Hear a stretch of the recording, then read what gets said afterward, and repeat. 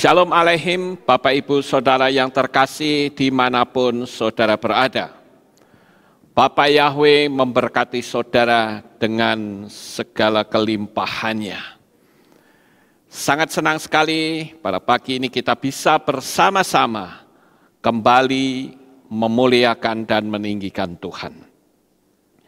Saudaraku yang terkasih, saat ini saya akan memberikan satu tema. Materi saya yaitu perbincangan di ruang tunggu. Nah, kita akan bersama-sama mendengarkan firman Tuhan ini dan saya berharap saudara bisa memahami firman Tuhan ini. Sekali lagi, temanya adalah perbincangan di ruang tunggu. Saudara, saya akan menceritakan sebuah kisah. Ada seorang pemuda yang sukses. Dia sedang mengendarai mobil dengan kecepatan yang sangat tinggi. Pemuda ini baru saja memenangkan sebuah tender. Tetapi, saudara-saudara, dengan kecepatan yang sangat tinggi, dan hujan yang rintik-rintik, dia pacu mobilnya dan saat itu dia berkata di dalam hatinya, istriku harus tahu kemenangan tender yang aku dapatkan saat ini. Aku memiliki kemenangan tender untuk 10 triliun. Aku punya rencana untuk membeli rumah yang baru. Aku juga punya rencana untuk jalan-jalan ke berbagai negara. Pokoknya aku akan pergunakan waktu yang ada untuk bersenang-senang dengan kemenangan tender 10 triliun ini. Saya bisa menyenangkan kehidupan saya bersama istri saya. Tetapi Bapak Ibu, saat dia sedang merenung seperti itu, tiba-tiba brak, ada mobil tronton atau truk tronton yang berhenti. Dan ternyata mobil yang ditumpangi pemuda sukses ini mengalami kecelakaan.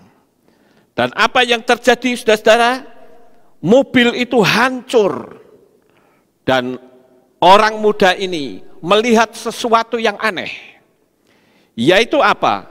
Dia melihat dirinya sendiri. Dia melihat darah bercucuran di mana-mana. Orang-orang mulai berdatangan. Dan dia melihat bahwa tubuhnya hancur. Dan saat itu dia melihat juga bagaimana dia tiba-tiba masuk melayang, masuk ke dalam terowongan. Pemuda ini berpikir, matikah aku ini saat ini? Kenapa aku hanya melihat tubuhku? Aku melihat orang-orang yang berdatangan, berusaha untuk menolong tubuhku di sana. Kenapa aku bisa melihat seperti ini? Dia terus seperti tersedot masuk ke dalam terowongan, saudara-saudara. Dan dia mulai berpikir, wah berarti saya ini mati. Saudara yang terkasih, tiba-tiba dia berada di suatu ruangan yang sangat besar. Dan pada saat itu dia terkejut. Karena di situ banyak sekali orang-orang yang sedang duduk dan berbincang-bincang. Pemuda ini terkejut lagi karena dia bisa mengerti pembicaraan orang yang ada di ruangan itu. Padahal kalau dia lihat, dia bukan orang Indonesia. Kenapa bisa dia tahu? Di situ bahasanya satu, saudara-saudara. Dan pemuda ini, dia mendatangi orang-orang yang ada di sana karena orang-orang yang ada di ruang itu, mereka dalam keadaan wajah yang merasa ketakutan. Dia melihat wajah yang cemas dan terjadilah perbincangan. Dan rupa-rupanya saudara, ruangan itu adalah ruangan tunggu atau ruang tunggu. Makanya saya beri tema perbincangan di ruang tunggu. Menunggu apa? Menunggu panggilan. Apakah namanya tertulis di dalam kitab kehidupan atau tidak? Mereka berdiam diri, lalu si pemuda ini bertanya, "Dari mana asalmu?" Dia bertanya lagi, "Kenapa kamu ada di sini?" Terjadilah dialog panjang lebar di situ, saudara-saudara. Lalu pemuda ini tanya, "Kamu ada di sini karena apa?" Orang itu berkata, "Saya gantung diri. Hutang saya sangat banyak. Saya dipermalukan habis-habisan. Saya dihina, dicaci maki. Dan saya akhirnya tidak tahan dan saya gantung diri. Nah, saya ada di sini sekarang." Pemuda itu bertanya lagi, "Kalau kamu, kenapa kamu ada di sini?" Yang lain berkata, "Aku mati tertembak. Karena pada saat itu aku dikejar-kejar oleh polisi karena aku membawa narkoba yang sangat banyak. Dan aku berusaha untuk meloloskan diri. Dan aku akhirnya menggunakan cara untuk melumpuhkan polisi, tetapi mereka lebih pandai. Dan akhirnya aku tertembak kepalaku. Dan aku berada di sini." Kemudian pemuda ini bertanya kepada orang yang lain lagi, "Kalau kamu, kenapa kamu ada di situ?" Dia bilang, "Saya terkena bom karena saya hidup di negara yang sedang konflik." "Kalau kamu?" "Saya terkena serangan jantung." Terus pada waktu itu, pemuda tersebut bertanya, "Selama kamu ada di dalam dunia, apa yang kamu lakukan?" Mereka berbincang-bincang terus, saudara. Dan saat pemuda atau orang yang ditanya pemuda tadi belum sempat menjawab, tiba-tiba datanglah malaikat dengan wajah ketakutan. Saat malaikat itu datang, ternyata malaikat itu membawa buku besar berwarna emas, saudara-saudara.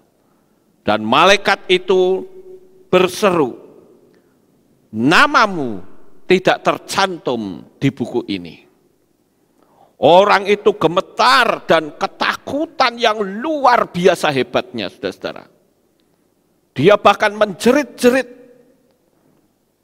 Dan pada saat itu, secara tiba-tiba, pintu gerbang terbuka, dan orang yang namanya tidak tercantum di dalam kitab kehidupan itu tersedot masuk ke dalam. Dan terdengarlah teriakan yang sangat mengerikan sekali. Orang itu tersedot masuk dan saudara tentu tahu bahwa orang itu pasti masuk neraka. Ruang tunggu, tidak ada lagi perbincangan. Malaikat Elohim, dia sedang membuka kitab kehidupan. Nah, oleh karena itu semua orang terdiam dengan wajah yang cemas, dengan wajah yang ketakutan.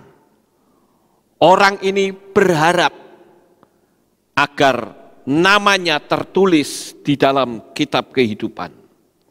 Bapak Ibu Saudara yang terkasih, cerita ini adalah merupakan sebuah penglihatan dari seorang pemuda. Dan orang itu pun merasakan bahwa apa yang dia miliki di dalam dunia ini terasa hambar. Saudara, apa yang bisa kita petik dari kisah ini? Ada beberapa hal yang sangat penting yang bisa kita dapatkan dari perenungan ini, saudara-saudara. Kita akan lihat yang pertama, saya katakan waspadalah, karena kematian begitu dekat dengan kita. Kita sebetulnya sedang antri untuk mati, Bapak Ibu. Kalau kita mengingat perbincangan di ruang tunggu, ruangan di mana orang-orang sedang menunggu apakah namanya tertulis dalam kitab kehidupan atau tidak. Saya bisa membayangkan betapa mengerikannya situasi yang ada saat itu. Bagaimana kalau ternyata malaikat itu tiba-tiba berseru, namamu tidak tercantum di kitab ini. Apa yang akan saudara lakukan? Kita semua sekali waktu kelak pasti akan menghadap kursi pengadilan Tuhan. Dan jikalau nama kita tidak disebut, nama kita tidak tercantum dalam kitab kehidupan, maka yang terjadi, kita akan masuk ke dalam neraka untuk waktu yang tidak terbatas. Di sana tidak ada lagi suap menyuap, tidak ada lagi cara bagaimana untuk bisa keluar. Sekali masuk, selama-lamanya. Oleh karena itu, saudara-saudara, di poin yang pertama ini, perlu kita sama-sama renungkan bahwa kematian itu begitu dekat dengan kita. Saudara adalah makhluk yang sangat mulia. Karena saudara adalah makhluk yang sangat mulia, maka saudara menjadi ajang perebutan dua kekuatan besar. Saudara menyadari enggak kalau saudara adalah orang yang dijadikan oleh Tuhan sebagai manusia yang sangat-sangat sempurna.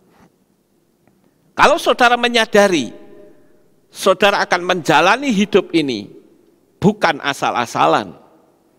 Saudara juga tidak akan banyak komplain, bersungut-sungut, enggak akan, saudara-saudara. Saya beritahu, engkau, saudara dimanapun berada, saya katakan engkau adalah orang-orang yang sangat sempurna. Karena kesempurnaanmu lah engkau diperebutkan oleh setan. Setan sekali dia berbuat salah, tidak ada pengampunan. Tetapi saudara, ketika saudara berbuat dosa, Bapa Yahweh memberikan pengampunan kepada saudara sekalian. Nah, oleh karena itu, saudara-saudara, karena kita menjadi bahan perebutan dari dua kekuatan besar, di sisi lain Tuhan ingin memakai saudara untuk menjadi alatnya, tetapi di sisi lain ada oknum musuhnya Bapa Yahweh yaitu setan yang berusaha untuk menyeret kehidupan saudara sehingga saudara tidak mendapatkan keselamatan. Jadi sadari saudara, waspadalah. Karena kalau kita melihat jatuhnya Adam dan Hawa, itu hanya karena masalah firman Tuhan yang dipelintir sedikit.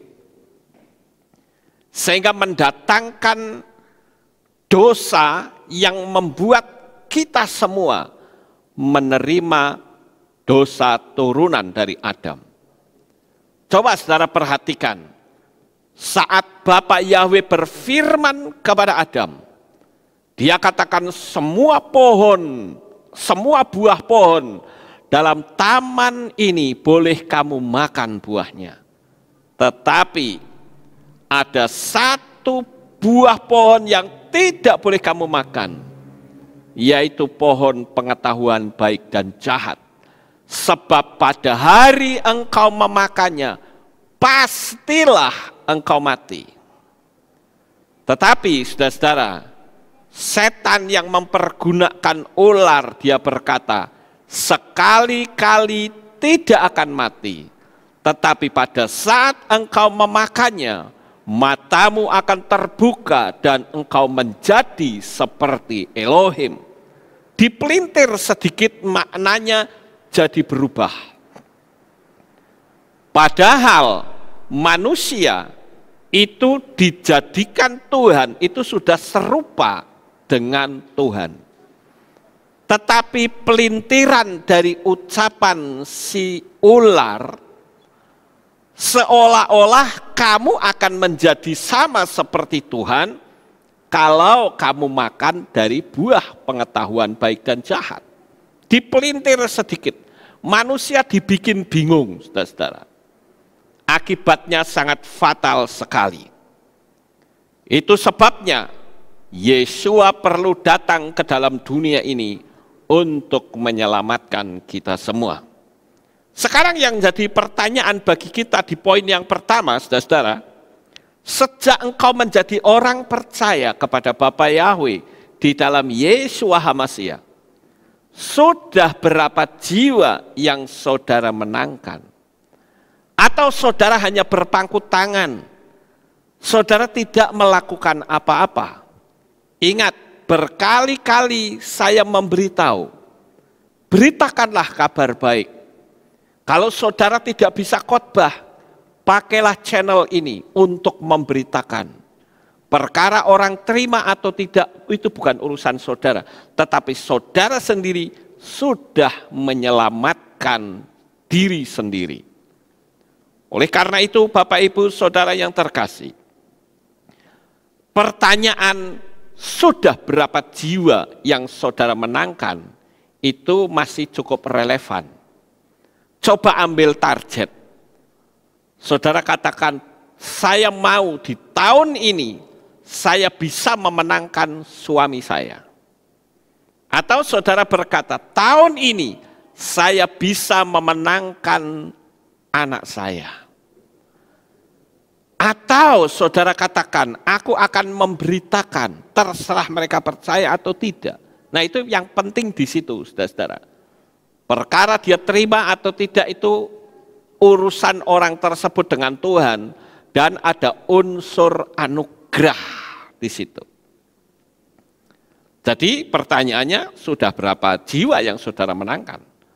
Saat ini banyak orang-orang dari kepercayaan lain yang bertobat menerima Yesua itu karena intervensi langsung dari Yesua. Memang orang-orang yang seperti itu sangat sulit, saudara-saudara. Apalagi mereka didoktrin untuk membenci iman kita. Oleh karena itu, saudara juga bisa masuk dalam pelayanan, menjadi alatnya. Saudara mungkin menjadi pendoa syafaat, menjadi orang-orang yang menyenangkan hati Tuhan. Sekarang saya ingin ajak saudara merenung. Karena saya sering melakukan perenungan, saudara-saudara. Kalau sudah malam, di atas jam 12, terkadang saya keluar dari pastori. Saya duduk di depan, kebetulan ada tempat duduk, ada kursi, ada meja, saya duduk di situ. Dan saya merenung. Dalam perenungan itu saya berkata begini, Bapak Yahweh, kenapa saya ada di sini? Lalu jutaan tahun, bahkan miliaran tahun yang lalu, saya itu ada di mana ya Tuhan? Kok saya tidak kerasa apa-apa? Lalu ketika saya ada di sini, lalu apa yang bisa saya lakukan? Nah, disitulah akhirnya di dalam diri saya muncul motivasi tersendiri. Saya akan pergunakan waktu yang ada dengan sebaik-baiknya. Karena di poin ini saya katakan waspadalah. Karena kematian begitu dekat dengan kita. Pergunakanlah waktu yang ada. Saya menyadari saat usia sekolah, saya pergunakan waktu saya dengan cara yang sia-sia. Saya pergunakan waktu yang seharusnya untuk belajar, untuk senang-senang. Jadi akibatnya apa? Sekolahnya mengalami kegagalan. Dan di situ saya bertekad, ketika saya percaya kepada Yeshua HaMashiach, yang waktu itu saya masih mengenal dengan nama yang lama, saya mengambil sikap untuk saya menebus waktu yang saya buang dengan sia-sia. Dan akhirnya memang jadi kecanduan, saudara-saudara. Karena saya dulu paling tidak suka belajar. Sekarang saya jadi kecanduan belajar. Tiap-tiap hari saya pergunakan waktu saya untuk terus belajar, meningkatkan kepandaian. Baik kepandaian di bidang elektro, ya, seperti live streaming ini, baik juga pendalaman tentang firman Tuhan, dan pembelajaran yang lain. Karena saya semua ilmu saya pelajari, saudara. Nah, oleh karena itu, cobalah saudara renungkan baik-baik waktu yang singkat ini. Saya merenung juga, kalau kita melihat ada seorang remaja atau katakanlah seorang ibu-ibu yang mau melahirkan anak. Kenapa dipersiapkan, saudara? Kalau dia sudah tahu anaknya itu laki-laki, maka dia persiapkan pakaian laki-laki. Dia persiapkan sepatu laki-laki. Dia persiapkan mainan laki-laki. Jadi ketika nanti bayinya lahir, bayi itu sudah bisa menikmati pemberian dari bapaknya.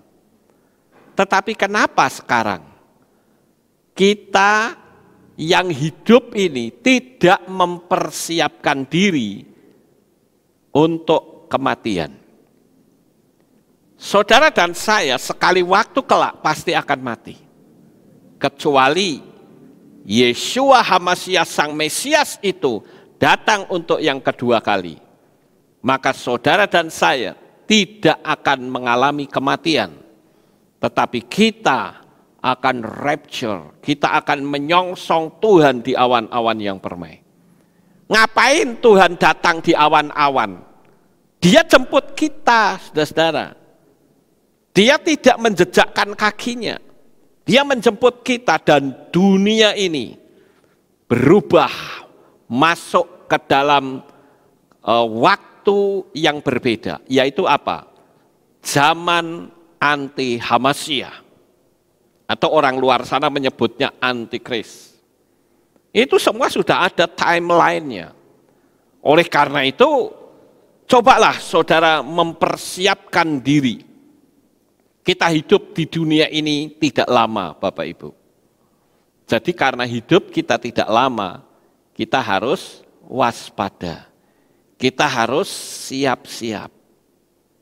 Saya berharap saudara menyadari, karena sekali lagi kita itu sedang antri untuk mati. Cuma sayangnya kan tidak ada yang tahu, saudara-saudara. Saya mati besok ya saya tidak tahu. Saya mati lusa itu tidak tahu. Saya mati minggu depan atau tahun depan juga tidak tahu. Tetapi setidak-tidaknya kita akan pergunakan waktu dengan sebaik-baiknya. Rabi Shaul atau Rasul Paulus berkata, karena bagiku hidup adalah Hamashiach dan mati adalah keuntungan. Sekarang kalau saya tanya kepada saudara, ini saya sedang berbicara tentang kematian, mengingat tentang kisah yang tadi saya ceritakan, perbincangan di ruang tunggu. Nah sekarang yang jadi pertanyaan, saudara sudah siap atau belum?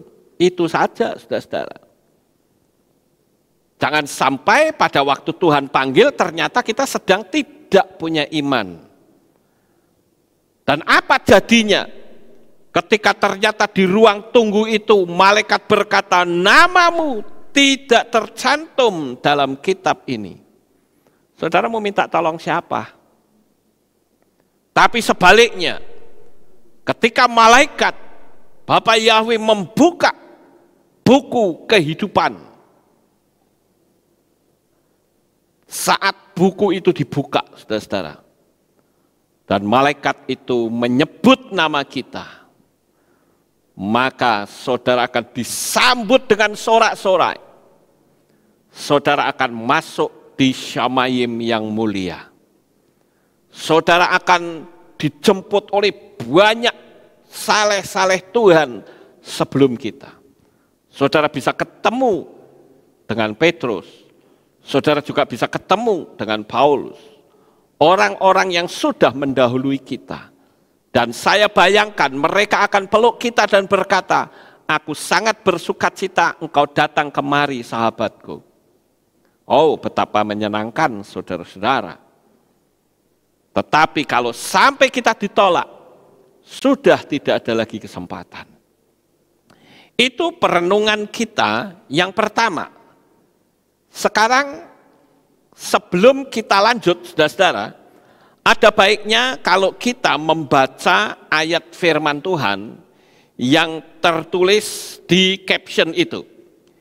Yaitu di dalam kitab Gilyahna atau kitab Wahyu, pasal yang ketiga, ayat yang kelima, saya bacakan. Siapa yang menang, ia ini akan dikenakan jubah putih. Dan aku sekali-kali tidak akan menghapus namanya dari kitab kehidupan. Tuh kan ada kitab kehidupan, ya, yang dalam bahasa Ibrani disebut Sefer HaChaim. Itu kitab kehidupan, di mana nama-nama kita akan tercantum di sana. Dikatakan, aku sekali-kali tidak akan menghapus namanya dari kitab kehidupan dan aku akan mengakui namanya di hadapan Bapakku dan di hadapan malaikat-malaikatnya. Wow, saya bisa membayangkan betapa dahsyatnya situasi pada saat itu, saudara-saudara, di ruang tunggu tersebut. Kemudian kita lihat lagi di pasal yang ke-20, ayat yang ke-15. Dan jika seseorang tidak didapati tertulis di dalam kitab kehidupan itu, ia dilemparkan ke dalam lautan api. Wow, cukup mengerikan, saudara. Menakutkan sekali kalau sampai kita dibuang dan kita masuk ke dalam api neraka yang kekal. Untuk jangka waktu berapa? 1 juta tahun? Tidak. Untuk jangka waktu berapa? 1 miliar tahun? Tidak. 1 triliun tahun pun tidak. Tapi kitab suci kita mengatakan selama-lamanya. Oleh karena itu Bapak Ibu, karena di balik kematian itu ada kehidupan kembali. Memang semua agama mengajarkan hal yang sama, tetapi siapa yang menyelamatkan? Bapa Yahweh di dalam Yeshua HaMasyiah lah yang menyelamatkan. Dia juru selamat umat manusia. Jadi karena waktu kita yang pendek ini, kita harus berhati-hati. Sekarang kita akan lihat poin yang kedua, saudara-saudara. Kita masih punya kesempatan untuk meraih keselamatan. Kalau saudara saat ini belum menerima Yahweh di dalam Yeshua HaMasyiah, saya katakan terimalah dia. Karena Yahweh itu adalah nama Sang Pencipta. Dan Yeshua HaMasyiah itu adalah Yahweh yang turun ke dalam dunia ini dalam wujud manusia. Sekali lagi saya perlu tanamkan hal ini kepada saudara. Sejak manusia jatuh dalam dosa, maka tuntutan untuk manusia itu bisa selamat.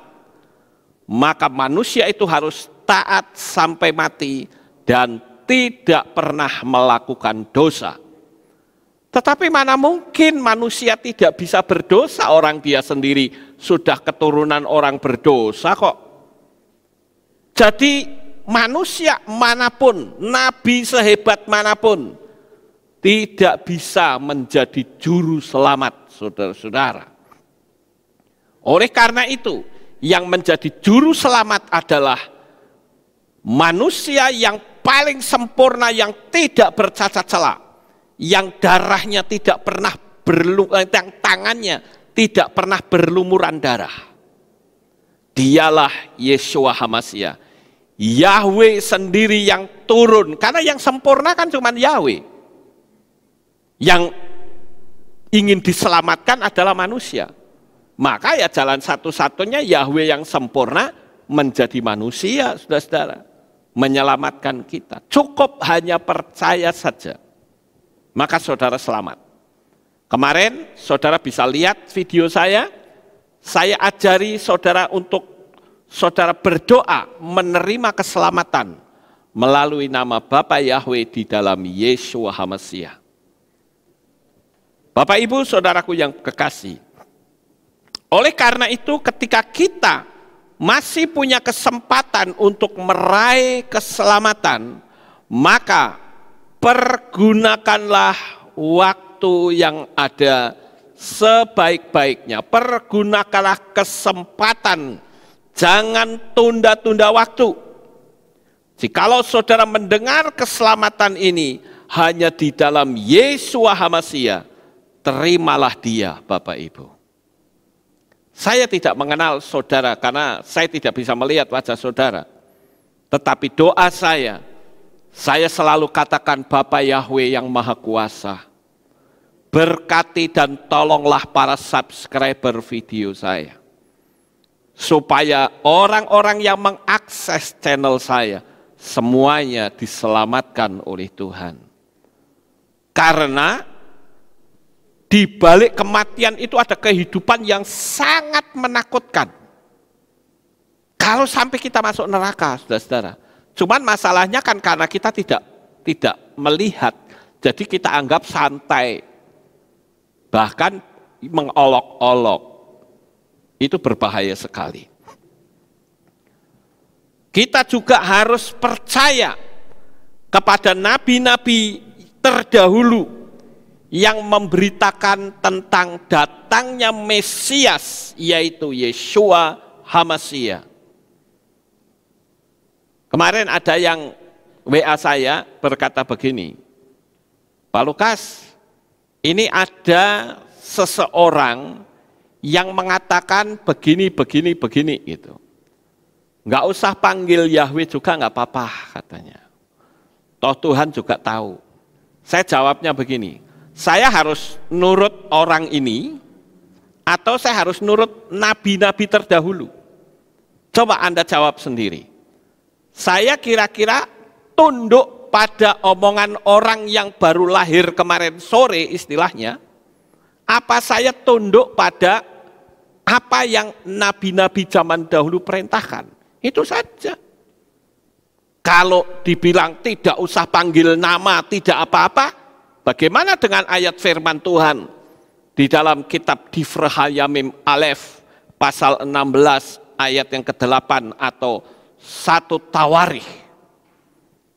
Kemudian di dalam kitab Tehillim 105 ayat 1. Kemudian di dalam kitab Yesaya pasal 12 ayat yang keempat, di sana dikatakan, Hodulah Yahweh kirubismu, bersyukurlah kepada Yahweh, panggillah namanya.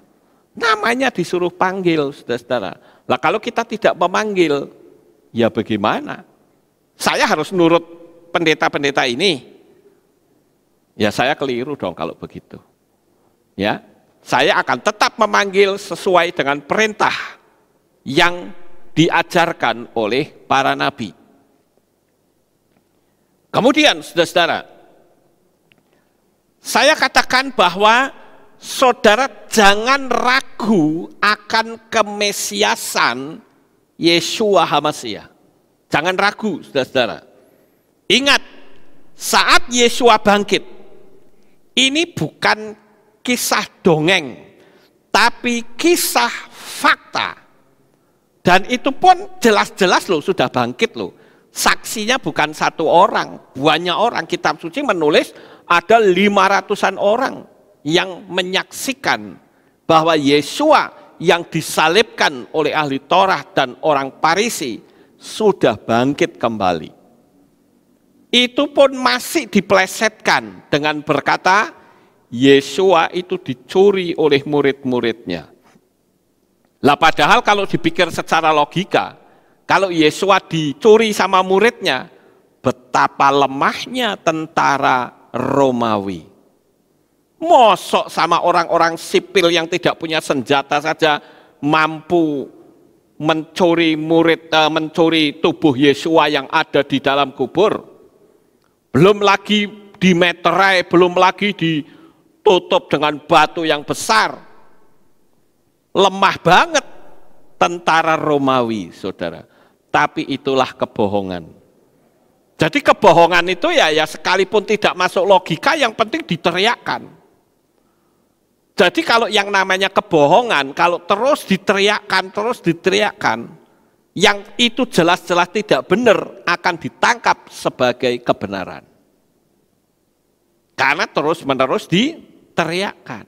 Oleh karena itu kita perlu berpegang kepada sebuah pedoman. Pedomannya adalah kitab suci kita. Kalau kitab suci kita memberitahukan bahwa Mesias itu sudah bangkit, ya sudah kita terima saja. Ya. Nah, kalau kita perhatikan saudara-saudara, saat kita berulang tahun, saya tunjukkan di caption itu ada orang tua yang berulang tahun. Dan orang-orang selalu berseru-seru dengan berkata, panjang umurnya, panjang umurnya. Tidak salah orang merayakan ulang tahun. Kenapa? Karena dengan ulang tahun, maka orang akan mengingat bahwa waktunya hidup di dunia ini semakin mendekati akhir, saudara-saudara. Artinya kalau saya dijatah Tuhan umur 80 tahun misalnya, ya, misal saya dijatah Tuhan umur 80, sekarang saya sudah umurnya 60 lebih. Berarti sudah tinggal berapa puluh lagi? 20 kurang, saudara-saudara. Kalau umurnya 80. Kalau umur saya 100, wah berarti tambah 20 lagi. Nah kalau umur saya dijatah Tuhan cuma 61, berarti saya tinggal tunggu saat saja, saudara-saudara. Nah oleh karena itu, kita sebagai anak-anak Bapa Yahweh, ketika kita merayakan ulang tahun, ingatlah bahwa sebetulnya itu menunjukkan bahwa waktu jatah kita hidup di dunia ini sudah semakin dekat. Ya, Bapak Ibu, ayo saudara ulang tahunnya kapan?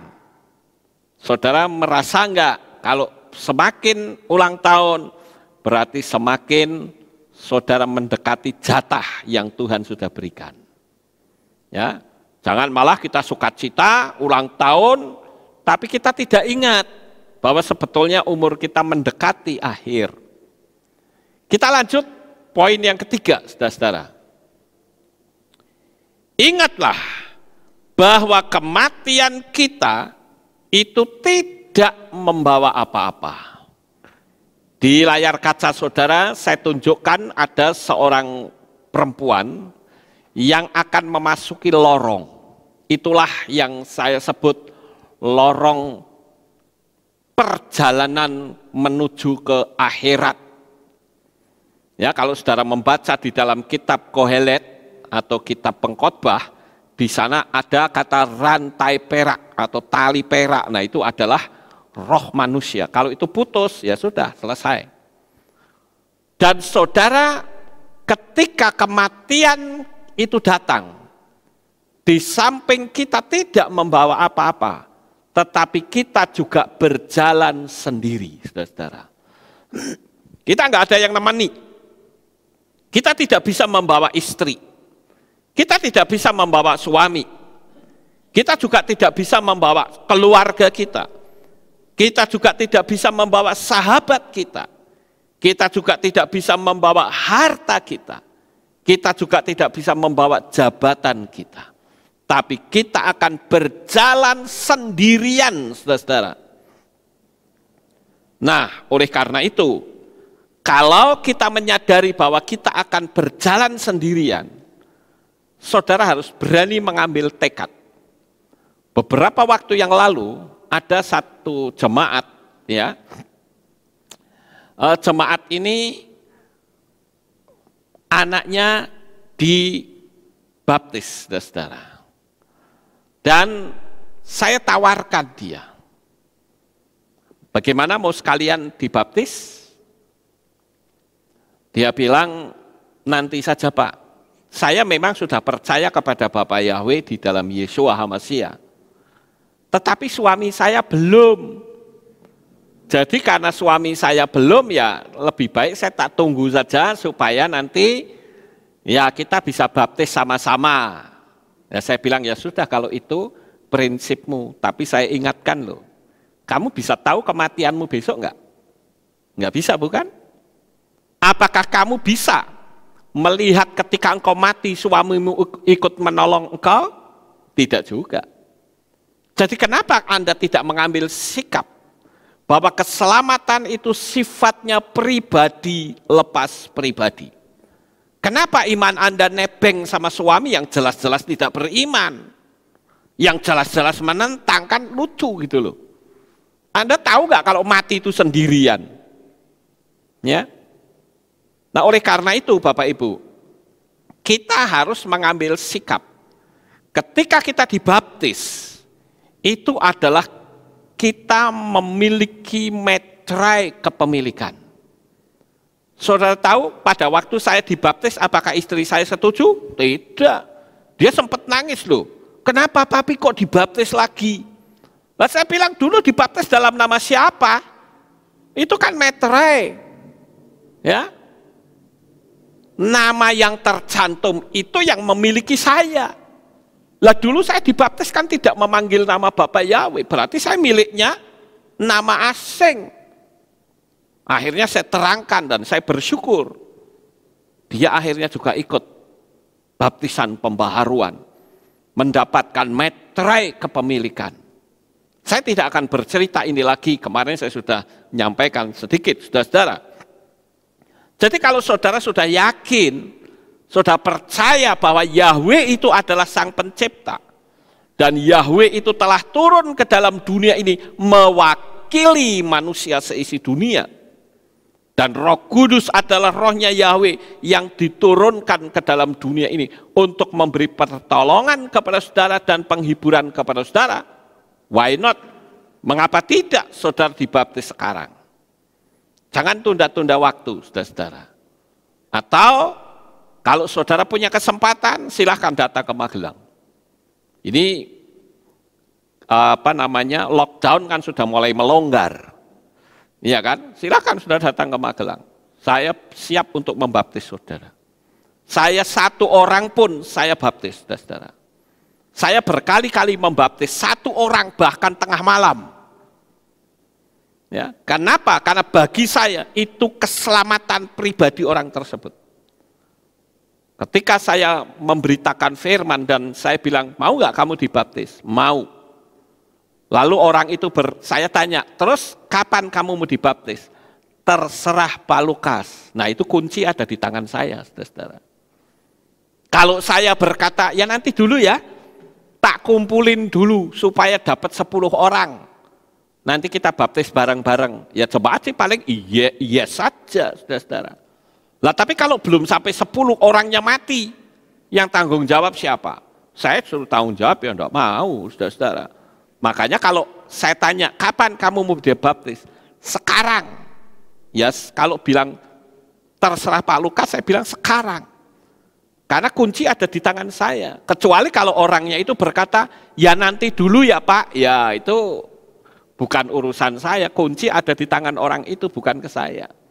Dan kematian manusia itu tidak ada yang tahu, saudara-saudara. Ya.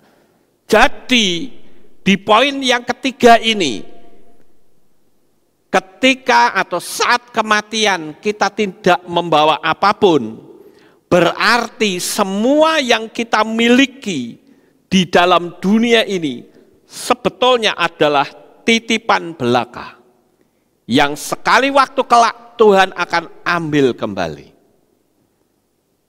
Makanya kalau kita awal, ya orang Magelang itu ngomongnya awal itu apa ya? Oh kayak kangelan gitulah. Untuk memberikan persembahan, wah itu berarti saudara merasa itu milik saudara. Kita ini kan cuma dititipi, saudara-saudara. Waktu kita mati kita tidak membawa apa-apa. Seperti perempuan yang ada di layar kaca itu. Dia tidak membawa apa-apa. Rohnya masuk ke lorong tempat di mana dia harus masuk ke ruang tunggu. Yang tadi awal saya ceritakan, saudara-saudara. Jadi, di poin ini pun saya akan kasih tahu kepada saudara, agar saudara mempergunakan talenta yang saudara miliki. Talenta itu artinya bakat, ya. Saudara bakatnya apa? Pergunakan. Ya, saudara punya kemampuan apa? Saudara pergunakan untuk melayani pekerjaan Tuhan. Kita hidup di dunia ini sudah tidak lama, saudara-saudara. Waktunya sudah sangat-sangat singkat sekali. Pertanyaannya, pelayanan apa yang saudara sudah lakukan? Talenta yang Tuhan berikan kepada saudara, apakah sudah dikembangkan? Saya cerita sekali lagi. Saya waktu pertama bertobat, saya punya kemampuan itu teknik elektro, saudara-saudara. Jadi karena teknik elektro, saya punya kemampuan di situ, ya saya bikin mesin babat dari bor listrik, sehingga bisa untuk membabatin rumput-rumput. Kemudian karena listrik itu masuk ke gereja pada waktu itu cuma 60, zaman itu kan listriknya 110, saudara-saudara. Masuk di gereja itu 60, kadang 70. Saya disuruh, tidak. Saya berpikir, wah ini gereja kok neonnya kelap-kelip, biar. Saya bilang ini berarti strumnya rendah. Apa yang saya lakukan? Tanpa disuruh, saya gulung trafo sendiri. Dari 60 saya angkat menjadi 110, bahkan 115. Ya, supaya neon itu tidak cepat hitam, saudara-saudara. Kalau tegangannya tinggi kan tidak cepat hitam. Saya naikkan jadi 115. Saya gulung sendiri, padahal saya belum punya mesin penggulung trafo. Kalau sekarang gampang orang bikin trafo, gulung pakai mesin ada. Saya dulu enggak, saya cari kokernya sendiri, bikin koker sendiri pakai kardus, ya. Kemudian cari kernya, saya cari di pasar loak. Saya cari kern yang gede, ya, saya hitung, saya gulung sendiri. Tujuannya apa? Satu, menyenangkan Tuhan. Itu saja, saudara-saudara. Karena saya menyadari bahwa saya punya talentanya seperti itu. Kemudian ketika keyboard di Kehilat rusak, ya saya pakai untuk membetulkannya, saudara-saudara. Sekarang saya bersyukur anak saya Michael sudah bisa membetulkan, jadi ya saya nggak perlu pusing lagi. Saya hanya konsentrasi kepada firman Tuhan. Ya, jadi talenta yang Tuhan berikan itu jangan dipendam, Bapak Ibu. Sekarang kita lihat yang berikutnya, yang keempat, saudara-saudara. Ya, yang keempat, janganlah kita mempermainkan hukum Tuhan atau melunakkannya. Ya, biasanya orang itu paling gampang melunakkan firman, istilahnya toleran manusia. Tapi Tuhan itu tidak toleransi, saudara. Dosa ya dosa, salah ya salah. Ya, sadarilah bahwa di balik kematian itu ada kehidupan yang kekal, di mana penentuan kemana masuknya kita saat kita ada di dalam dunia ini. Bapak Ibu Saudara yang terkasih, Torah mengajarkan kepada kita untuk kita menghormati orang tua. Saya pernah mendapat pengaduan dari seseorang tua, saudara-saudara. Dia bilang gini, cobalah Pak Lukas tolong nasihati si A itu ya. Kalau di gereja wae rohaninya luar biasa, tapi kalau di rumah kurang ajarnya juga luar biasa. Waduh, wah ini gimana saudara-saudara? Kalau di gereja, wah, di kehilat, wah, rohaninya kayak malaikat saudara-saudara. Tapi kalau di rumah kurang ajar. Ya saya ketika disebut namanya saya perhatikan, ini setiap saya khotbah kadang ngilang. Dia cuma apa? Duduk di depan di kantin, saudara-saudara, sambil makan-makan. Ya sampai tua enggak akan ngerti firman Tuhan itu apa, saudara-saudara.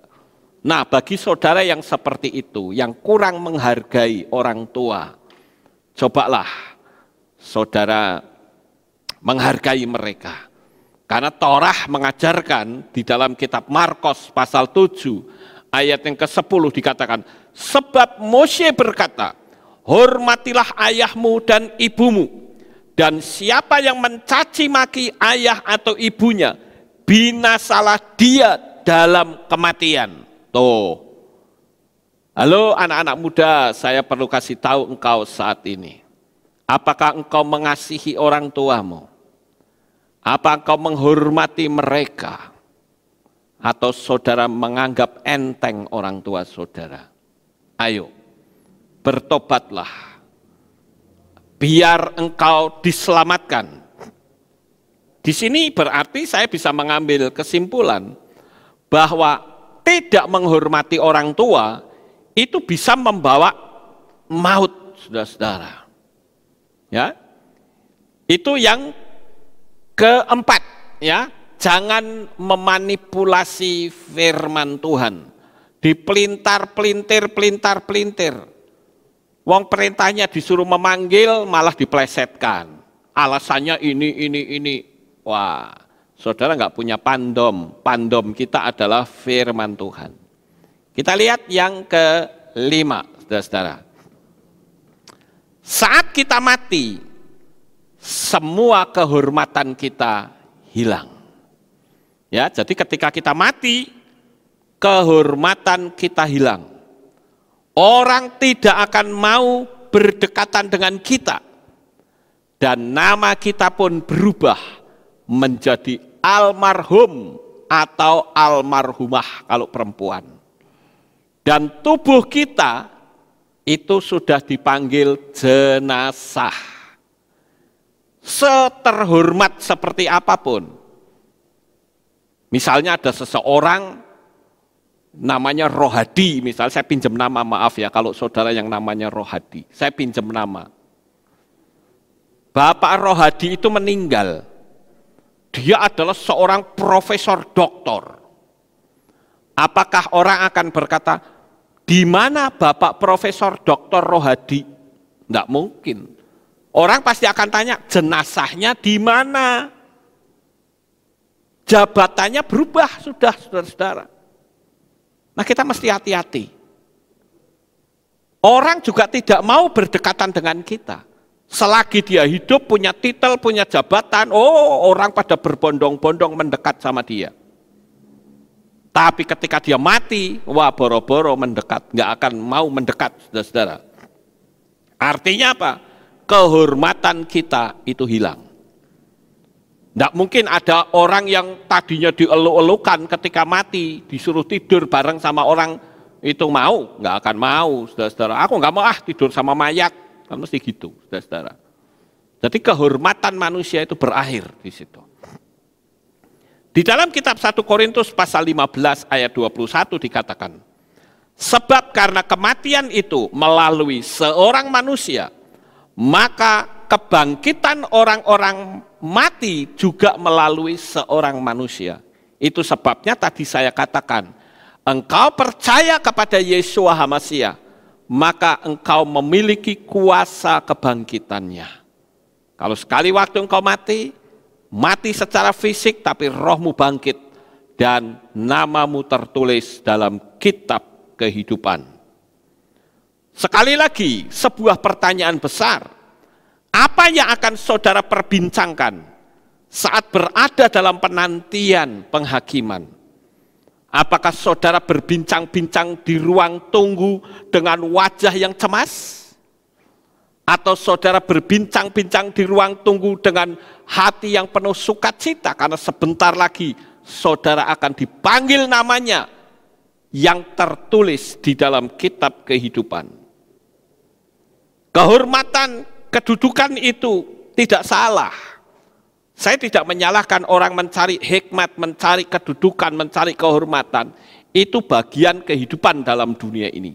Dan saudara harus punya. Tetapi saudara-saudara, yang salah adalah kalau dengan saudara punya kedudukan, punya jabatan, punya segala-galanya, dan saudara menjadi sombong, itulah yang saya sebut kecelakaan iman, Bapak Ibu.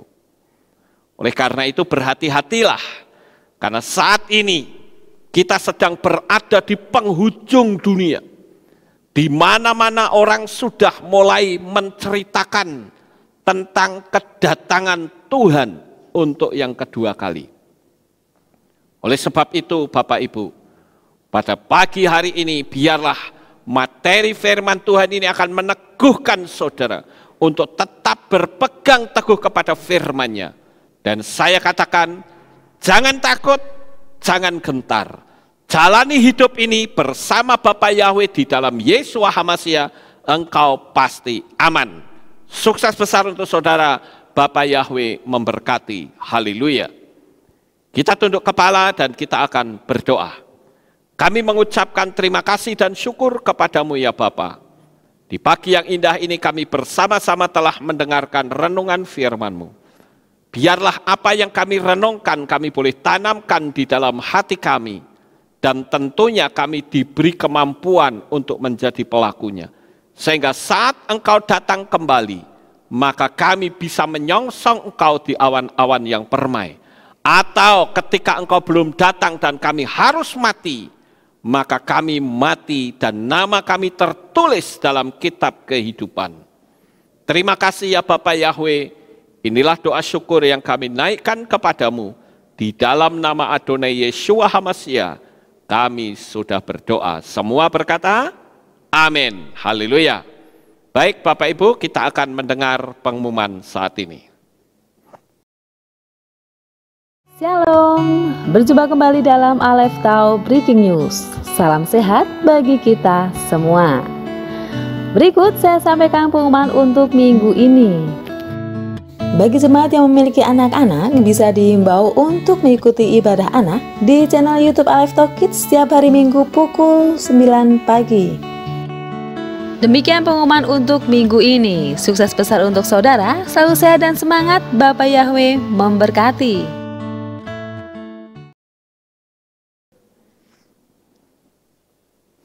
Ya, itulah pengumuman kita Bapak Ibu, dan sekarang kita akan akhiri ibadah kita di pagi ini. Saya mengundang jemaat Tuhan dimanapun saudara berada. Mari kita bangkit berdiri, kita akan tutup di dalam doa. Terima kasih ya Bapa Yahweh, selesai sudah ibadah kami di pagi yang indah ini.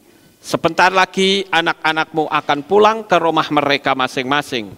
Kami mohon perlindungan dan tuntunan Tuhan, sehingga mereka sampai di rumah dengan selamat.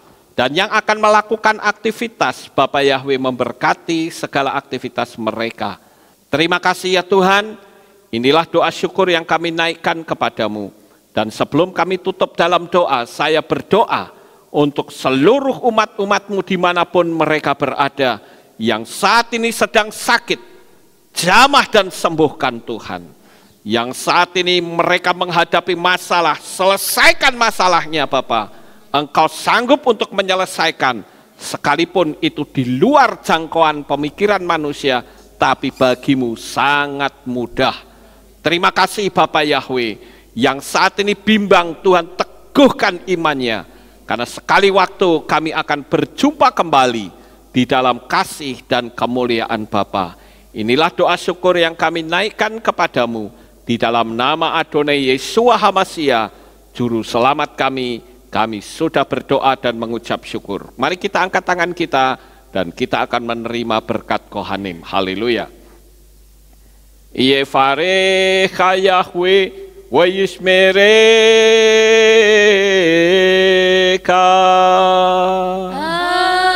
Amin. Ken yehirosa. Yair Yahweh panau eleka. Wehuneka.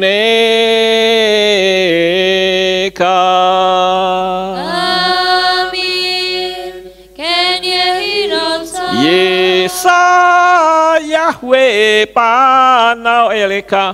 Wayashem lecha shalom.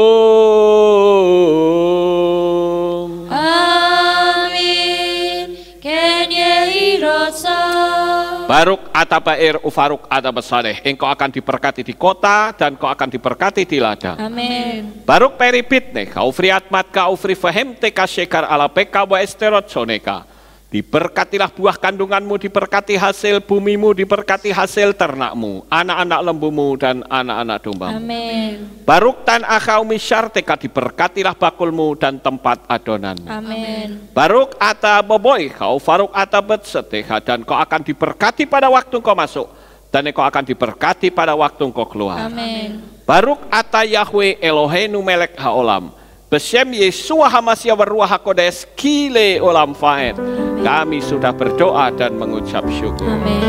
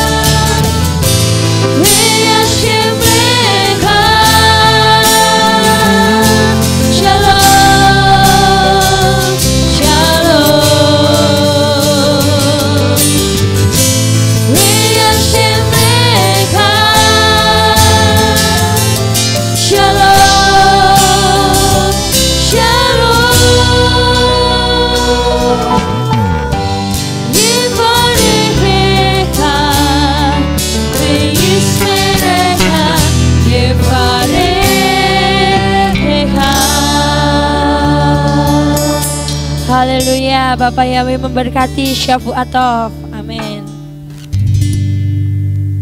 Kala ku berdoa, teringat kamu, jauh matang memandang.